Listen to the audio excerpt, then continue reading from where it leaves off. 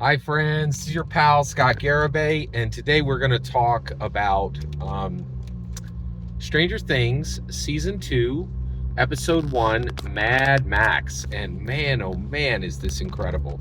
And what we're going to talk about today is Joyce Byers linking up with Bob Newby romantically. Okay, so Joyce Byers is played by Winona Ryder, and I cannot tell you how strong she is for anchoring this show.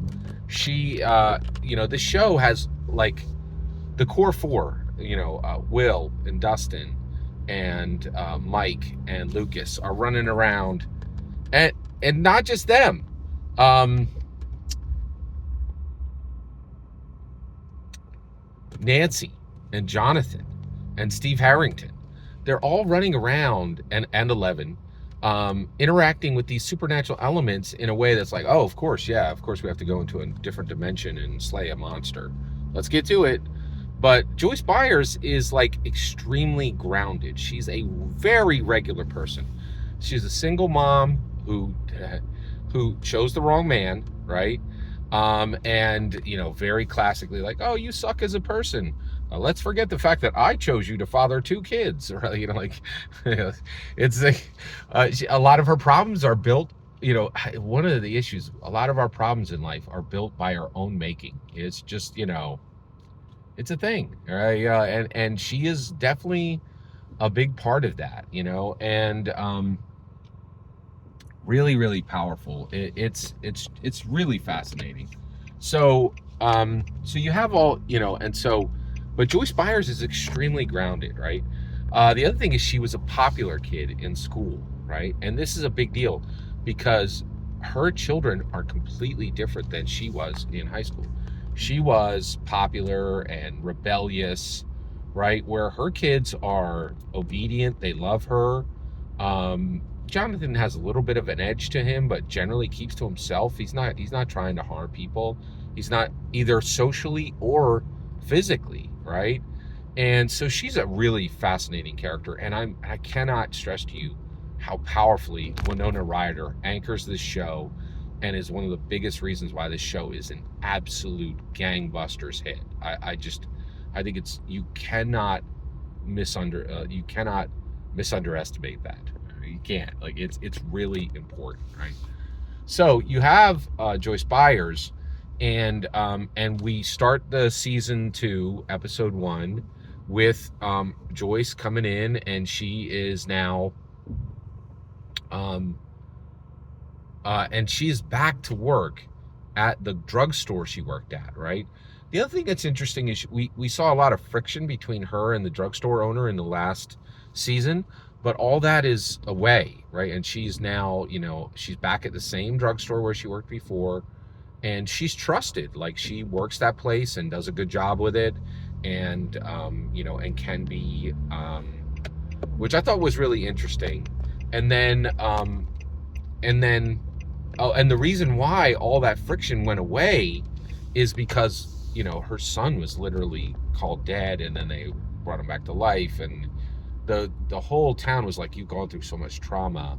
Hawkins kind of gave a level of protection to her, and it's one of the reasons also why she loves Hawkins, and why she's hesitant, because there's all this crazy stuff that's happening, and you're like, well, why don't you just move out? And I think it's really important to understand that.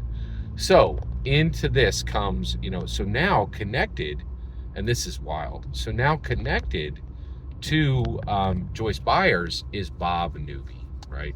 Now, who is Bob Newby? So Bob Newby is a man who lives in Hawkins.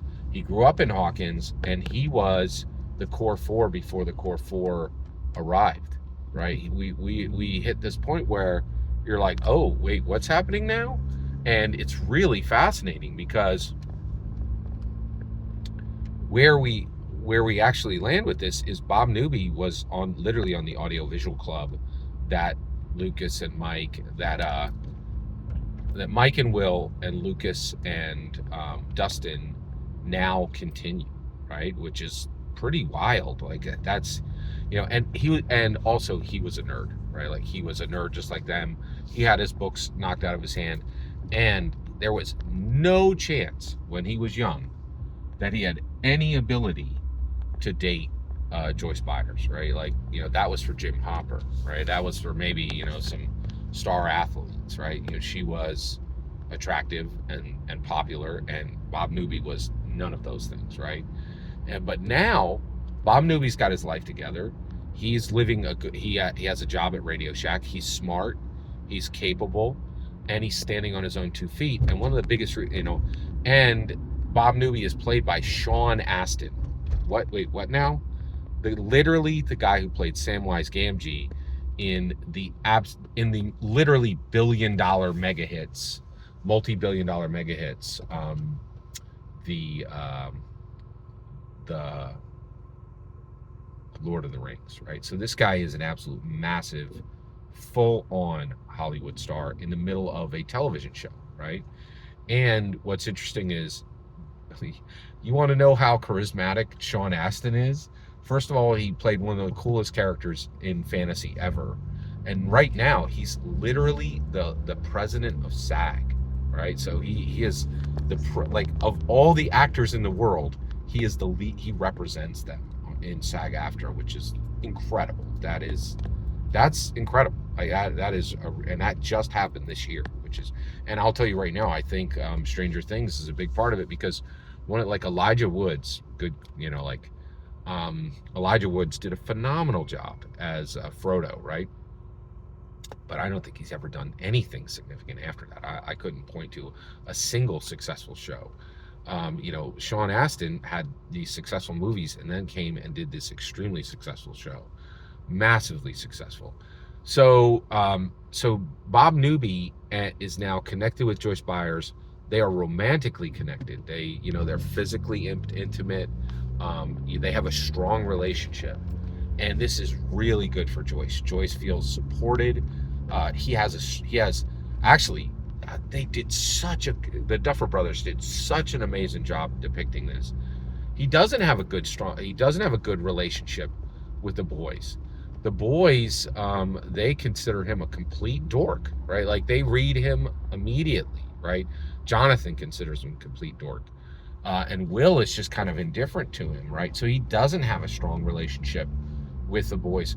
But the boys give him a measure of goodwill because they know that he is not looking to hurt their mom. And for them, that's a high bar. That shouldn't have to be a high bar, but it is, right? And so this is just this does such a great job of grounding that Hawkins is a real place, right? Because many of the things in Stranger Things tell us Hawkins is not a real place. I was about to say the 11 superpower, but Project MK Ultra was actually quite real. And the idea that the U.S. government used psychedelic drugs to experiment on actual American citizens is not actually a stretch. It's completely 100% true, right? So that's pretty wild. But what is, but the fact that there's this secret lab and it has a gate to a circle of hell, that's different, right? Like, that is very, very different. So the Upside Down is genuinely different, and this show is fundamentally grounded in the supernatural, right? And so it's sometimes hard to believe that Hawkins is a real place, but we can believe that because Joyce Byers and Bob Newby do such a powerful job of grounding this. Every single word you just heard in this video is my humble opinion. Nothing more, nothing less. The important part is when I can hear your humble opinion, when you get in the comments and send your traffic. Please consider liking and subscribing, and have a fetch millennium.